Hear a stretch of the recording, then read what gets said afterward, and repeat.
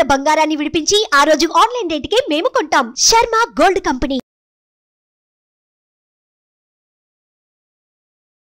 నమస్కారం, నేను మీ జాహ్నవి. మన సనాతన ధర్మం ప్రకారం మనకి ప్రతినిత్యం కూడా అనేక రకాల సందేహాలు ఉంటూ ఉంటాయి కదా. సో దాన్ని సైంటిఫిక్గా శాస్త్రోక్తంగా కూడా నివృత్తి చేసి దానికి సంబంధించిన సమాధానాలు వింటూ ఉంటే మనకు కలిగే ఊరటే వేరు కదా. మరి అలాంటి సమాధానాలన్నీ కూడా చెప్పడానికి మనతో ఉన్నారు ప్రముఖ జ్యోతిష్య వాస్తు పండితులు, ప్రముఖ ఆధ్యాత్మికవేత్త మన ప్రదీప్ జోషి గురువు గారు. మాట్లాడేద్దాం. నమస్కారం గురుగారు. శ్రీమాత్రే నమః.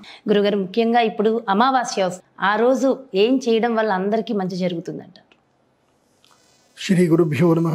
శ్రీమాత్రే నమః. మనకున్నవే 7 రోజులు. వారాలన్నీ 7 రోజులు. ప్రతి సంవత్సరము 24 అమావాస్యలు వస్తాయి. ఒక్కొక్క అమావాస్య ఒక్కొక్క వారముతో వస్తే ఒక్కొక్క వైశిష్ట్యం ఉంటుంది. అమావాస్య దేనికి సూచనము అంటే లయమునకు సూచన. అమావాస్య ఏంటి? లయం. లయం అంటే ఏంటి? లయమైపోవడము. లయమైపోవడం అంటే మిక్స్ అయిపోవడం, యోగమునకు సూచన. ఎట్లాగంటే మనకి సూర్యుడు ఉదయిస్తూ ఉంటాడు. సూర్యుడిని మనం చూస్తే అమావాస్య రోజు చంద్రుడు ఎక్కడ ఉంటాడు? మరి సూర్యుడితోటే ఉంటాడు. సూర్యుడు చంద్రుడు ఇద్దరు ఒకే కక్షలో ఉంటారు. మనకి చంద్రుడు కనబడు. అమావాస్యలో చంద్రుడు కనిపిస్తాడా? కనబడు. ఎక్కడ ఉంటాడు మరి చంద్రుడు అంటే? సూర్యుడితోటి పాటే ఉంటాడు. మనకి మాత్రం మన కంటికి కనబడు. ఎందుకోసం అంటే సూర్యుడి యొక్క కిరణాలు ఇలా పడతా ఉంటే చంద్రబింబం వచ్చేసి ఇక్కడ అడ్డుగా ఉంటుంది. అడ్డుగా ఉన్నప్పుడు కిరణాలన్నీ ఇక్కడ పడతాయి కాబట్టి భూవాసులకు చంద్రుడు కనబడు. ఎందుకోసం అంటే ఇక్కడ మొత్తం కూడా కంప్లీట్గా కిరణాలు ఇక్కడే పడతాయి. సో అమావాస్య రోజు ఏం జరిగినట్టు? సూర్యుడి లోపల చంద్రుడు లయమైనట్టు, లీనమైనట్టు మళ్ళీ బయటకు వచ్చేస్తాడు. తర్వాత అప్పుడు ప్రతిపద అయిపోతుంది. సూర్యాస్తమం అయిన తర్వాత ఏం జరుగుతుంది అంటే అప్పుడు మనకి పశ్చిమ వైపు చంద్రుడు కనిపిస్తాడు. అర్ధచంద్రకారంలో కనిపిస్తాడు. సో అమావాస్య అర్థం ఏంటంటే లయము, లీనము అని అర్థం. చంద్రుడు మనఃకారకుడు, సూర్యుడు ఆత్మకారకుడు. మనస్సు ఆత్మలో లీనమైపోయింది అని అర్థం. అంటే మన ఆలోచనలు, మన యొక్క మానసిక బాధలు, దుఃఖములన్నీ కూడా లయమైపోయే రోజుది. అది మనకి ప్రాక్టికల్గా మనకి 2 ఖగోళాలు చూపిస్తున్నాయి. అంటే ఏ మనిషికి జీవితంలో ఎంత బాధ ఉన్నా, ఎంత కష్టం ఉన్నా, అంటే నెగిటివిటీ విపరీతంగా ఉంటుంది కదా. అంటే శత్రువులు విపరీతంగా బాధ పెడతా ఉంటారు, ఏదో ఒకటి జరుగుతూ ఉంటుంది. వాటన్నిటి నుంచి, బాధల నుంచి బయటకు రావాలంటే ఒక రోజు కావాలి. జ్యోతిష్ శాస్త్రం చెప్తుంది అది ఏ రోజు అని అంటే అమావాస్య. విపరీతంగా కష్టాలు ఉన్నటువంటి వాళ్ళు, విపరీతంగా దుఃఖాలు, అప్పుల బాధలు, ఏ కష్టం ఉన్నా సరే వాటిని తొలగించుకోవాలంటే అమావాస్య ఒక్కటి అది బ్రహ్మాస్త్రంలాగా పనిచేస్తుంది. ఇది మనకి ఎవరు చెప్పారు తెలుసా? రావణాసురుడు చెప్పాడు ఈ విషయం. రావణాసురుడు బ్రహ్మ. ఆయన రావణ బ్రహ్మ. రావణ సంహిత అనే గ్రంథంలో చెప్పాడు ఆయన. అమావాస్య రోజు ఎవరైతే గనక నదీ స్నానము చేస్తారో, చాలా సింపుల్ టెక్నిక్, చాలా సింపుల్ చెప్తున్నా. అమావాస్య రోజు నదీ స్నానం చేసి అక్కడనే మట్టితో శివలింగం తయారు చేసి ఇన్ని నువ్వులు తీసుకొని శివలింగం మీద నువ్వులు వేసి నీళ్లతో అభిషేకం చేసి ఆ శివలింగాన్ని చేతిలో పెట్టుకొని సూర్యుడికి అభిముఖంగా నమస్కారం చేసుకొని ఆ శివుడిని ఆ నీళ్ళలో కలిపేయాలి. అంతే, సింపుల్ రెమెడీ. ₹1 ఖర్చు లేదు, నువ్వుల ఖర్చుకి అంతకుమించి ఏం లేదు. Simple remedy. ప్రతి అమావాస్య ఇది చెయ్యాలి. ప్రతి అమావాస్య ఏం చేయాలి అని అంటే నువ్వులు వేసుకొని, చేతిలో నువ్వులు పట్టుకొని పితృదేవతలకు తర్పణం వదలాలి. పితృదేవతలకు తర్పణం వదిలితే పితృదేవతలు మనకి శక్తిని ఇస్తారు. మనకి దేవతలు మన మాట వినకపోవచ్చు, కానీ మన పితృదేవతలు అయితే మన మాట వింటారు. ఎందుకోసం అంటే వాళ్ళ వంశాన్ని ఉద్ధారం చేసేది వీడే కాబట్టి పితృదేవతలు వింటారు. అందుకోసమని అమావాస్య రోజు శివుడికి నువ్వులతో అభిషేకం చేయడము, నువ్వులు నీళ్లు కలిపి అభిషేకం చేయడము, నదీ స్నానము చేయడము చాలా గొప్పది. అమావాస్య అంటే ఓన్లీ పురుషులు మాత్రమే, స్త్రీ పురుషులు ఇద్దరు అందరూ ఎవరికి భేదం ఏం లేదంటే అందరూ స్నానం చేయొచ్చు, అందరూ శివుడికి పూజ చేయొచ్చు. పితృతర్పణాలు చేయాలి అమావాస్య రోజు. సూర్యుడికి నమస్కారం చేసి చక్కగా స్నానము చేసి తర్పణములన్నీ కూడా వదిలి తర్వాత చపాతీలు చేయాలి.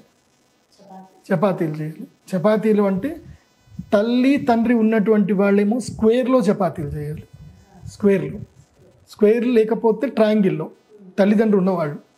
తల్లిదండ్రి లేనటువంటి వాళ్ళు ఏం చేయాలంటే రౌండ్ షేప్లో చపాతీలు చేయాలి. లేని వాళ్ళు అంటే తండ్రి లేకపోయినా లేదంటే తల్లి లేకపోయినా ఏ ఒక్కరు లేకపోయినా కూడా స్క్వేర్లో చపాతీలు చేయాలి. ఏదైనా ఒక పుణ్యక్షేత్రం దగ్గరికి వెళ్ళిపోయి నీకు వివాహం అయి ఉంటే నువ్వు నీ భార్య ఇద్దరు కూడా కూర్చొని ఆ క్షేత్రంలో ఇంత గోధుమ పిండి తీసుకొని చక్కగా నీళ్లు పోసి ఇద్దరు భార్యాభర్తలు కలిసి ఇద్దరు కూడా ఏం చేయాలంటే చపాతీలు చేయాలి. చపాతీలు చేసి ఏం చేయాలి, అక్కడ ఉండేటువంటి పేదవాళ్ళందరికీ కూడా వాటికి భోజనం పెట్టాలి. వాళ్ళకి గోధుమ పిండితో చేసిన చపాతీలు భోజనం పెట్టాలి. శివుడికి నైవేద్యం చూపించాలి. అయ్యా శివయ్య నీ దయ అని చెప్పాలి. అందరికీ కడుపు నిండా భోజనం పెట్టాలి. లేదా అన్నము వండాలి. అన్నము వండి అందరికీ భోజనం పెట్టాలి. అమావాస్య రోజు నువ్వు ఎంతమందికి అయితే దావాగ్ని అంటే కడుపులో ఉండేటువంటి జఠరాగ్ని ఎంతమందికి నువ్వు ఉపశమనం చేస్తావో నీకు పితృదేవతలు అంత సుఖంగా అంత సంతోషించి వాళ్ళు నిన్ను అనుగ్రహిస్తారు. నువ్వు ఎవరికి అన్నం పెట్టావు అనేది అనవసరం. వాళ్ళకి క్యాస్ట్ క్రీచర్ ఏది లేదు. నువ్వు కుక్కలకు అన్నం పెట్టినా పక్షులకు అన్నం పెట్టినా జనాలకు అన్నం పెట్టినా ఎవరినైనా సరే కడుపు నింపాలి. అమావాస్యలు కడుపు నింపితే అంతకు మించిన గొప్పది ఏమీ లేదన్నమాట. అయితే ట్రయాంగిల్లో చేయాలి అంటే చపాతీ రౌండ్ గానే వస్తుంది కదా గురువు గారు, కట్ చేయొచ్చా మరి? కట్ చేయొచ్చు. కట్ చేసే ఎందుకు చేయాలి అనే లాజిక్ ఉంటుంది. చెప్పండి. చపాతీలు పౌర్ణంగా చేసినప్పుడు ఏంటంటే అవి సర్కిల్లో ఉంటాయి కదా, పితృదేవతలకి మోక్షం లభిస్తుంది. ట్రయాంగిల్లో ఉన్నప్పుడు నీ లైఫ్లో ఏదైతుందో రావలసినవన్నీ కూడా నీకు లభిస్తాయి. అంటే నీ తల్లిదండ్రులకు ఏవైనా సుఖాలు పుణ్యాలు ఏమైనా లభించాలి అని అంటే ఇహలోకంలోనే లభిస్తాయి. సో ఎందుకోసం అంటే ట్రయాంగిల్ అనేది మనకి శ్రీచక్రానికి సింబల్, అది శక్తికి సింబల్. అది కాబట్టి శక్తి మనకి దొరుకుతుంది ట్రయాంగిల్లో చేసిన చపాతీలు ఇస్తాయి. అందుకోసం ఇప్పటికీ మీరు మహారాష్ట్ర ఎక్కడికైనా వెళ్ళి చూడండి. మహారాష్ట్రలో బ్రాహ్మణుల ఇంటికి మోస్ట్లీ చాలా మంది దగ్గరికి వెళితే వాళ్ళు చపాతీలు ట్రయాంగిల్లో చేసుకోరు వాళ్ళు. నాకు కూడా మొదలు తెలియదు. నేను ముంబైలో సత్యధ్యాన విద్యాపీఠం అని అక్కడ చదువుకున్నాను. అక్కడ పోయినప్పుడు చపాతీలు చేసేటప్పుడు చపాతీలు చేస్తూ స్క్వేర్గా చేసి అంటే ట్రయాంగిల్ చేసి వేసేవాళ్ళు అనమాట. ఇట్లా చపాతీలు చేయరు, మా దగ్గర ఇంట్లో రౌండ్గా చేస్తారు అని చెప్పేస్తానంటే రౌండ్గా చేయకూడదు, రౌండ్గా చేస్తే అది పితృదేవతలకు పెట్టేటట్టుగా ఉంటుంది. కాబట్టి పితృదేవతలకి ఉంటేనే రౌండ్గా చేయాలి, లేకపోతే ట్రయాంగిల్లో చేయాలని చెప్పారనమాట. అప్పటి నుంచి మా ఇంట్లో మేము ఎక్కడ చపాతీలు చేసుకున్నా మేము ట్రయాంగిల్లోనే చేసుకుంటాం తప్ప రౌండ్గా చేసుకోము మేము. సో ఇప్పుడు మా నాన్నగారు లేరు కాబట్టి మాకు పనికి వస్తుంది. అట్లా చేయడం మంచిది. అంటే పితృకార్యం చేసేటప్పుడు మాత్రమే రౌండ్ చేయాలి, అది అమావాస్య రోజు మాత్రమే చేయాలి. అయితే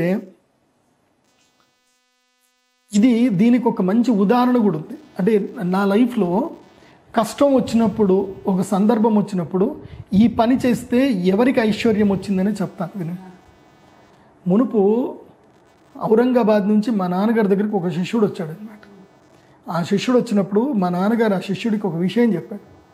నీకు పితృదేవతల శాపం ఉందిరా, అందుకోసమే నీ జీవితంలో నీకు సంతానం కలగట్లేదు, నీ జీవితంలో సుఖం దొరకట్లేదు నీకు. అందుకోసం నువ్వేం చేయంటే గాణగాపూర్ క్షేత్రంకి వెళ్ళు. గాణగాపూర్ క్షేత్రం వెళ్ళి 3 అమావాస్యలు అక్కడనే ఉండు. అంటే 3 నెలలు అక్కడ ఉండమని చెప్పారు. 3 నెలలు అక్కడనే ఉండు. 3 నెలల్లో నువ్వు చేయాల్సిందల్లా ఏంటంటే నీ జీవితకాలం నువ్వు ఎంత సంపాదించినా ఆ డబ్బు మొత్తం దగ్గర పెట్టుకో. ఏం చేయంటే ప్రతిరోజు కూరగాయలు కొను, తర్వాత రోజు చపాతీలు చేయి.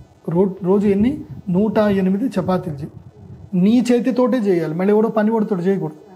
నీ చేతితోటి 108 చపాతీలు చేయి. అక్కడ గురు చరిత్ర పారాయణం చెయ్యు, చపాతీలు చెయ్యు, తర్వాత ఏం చెయ్యు, ఇంత కర్రీ చెయ్యు. వచ్చిన అక్కడ పేదవాళ్ళు, అక్కడ దీక్ష తీసుకుంటున్న వాళ్ళందరూ కూడా ఒక చపాతీ దాంట్లో కర్రీ వేసి ఒక ఆకులో పెట్టి ఇచ్చేసి అట్లా అందరికీ పంచుతావు. 3 నెలలు ఈ పని చేయి. తర్వాత నీకు వివాహము అవుతుంది, సంతానము అవుతుంది, నువ్వు మంచి శ్రీమంతుడి కూడా అవుతావు అని చెప్పారు మా నాన్న. వాడి ఇల్లు జల్ల అన్నీ వదిలేసి 3 నెలలు అక్కడ ఉన్నాడు. గాణగాపుర క్షేత్రము ఈ భూలోకంలో వరాలిచ్చే మహాక్షేత్రం. అది దత్తాత్రేయ స్వామి క్షేత్రం. నీ జీవితంలో నువ్వు ఎవరో దగ్గర ఎన్ని సంవత్సరాలు పనిచేసినా నీకు వేస్ట్. గాణగాపురం వెళ్ళి 3 నెలల పాటు అక్కడ దీక్షగా ఉండి గురుచరిత్ర పారాయణం చేసి ఆ క్షేత్ర ప్రదక్షిణ ఒక్కసారి చేసినా చాలు. ప్రతిరోజు అందరికీ పెట్టడం. ఇది ఎవరైనా చేయొచ్చు. అమావాస్య రోజు మాత్రం అందరికి అన్నం పెట్టాలి. దత్తక్షేత్రంలో అన్నం పెట్టాలి. ఎందుకోసమంటే దత్తాత్రేయ స్వామి తప్పకుండా ఏదో ఒక రూపంలో వస్తాడు. ఆయన ఆయన ఉన్మత్తానంద బాలపిశాచ అంటారు. ఆ రూపంలో వచ్చి ఆయన తింటాడు. అలా మీరు చేయగలిగితే మీ జీవితంలో కష్టాలన్నీ పోతాయి.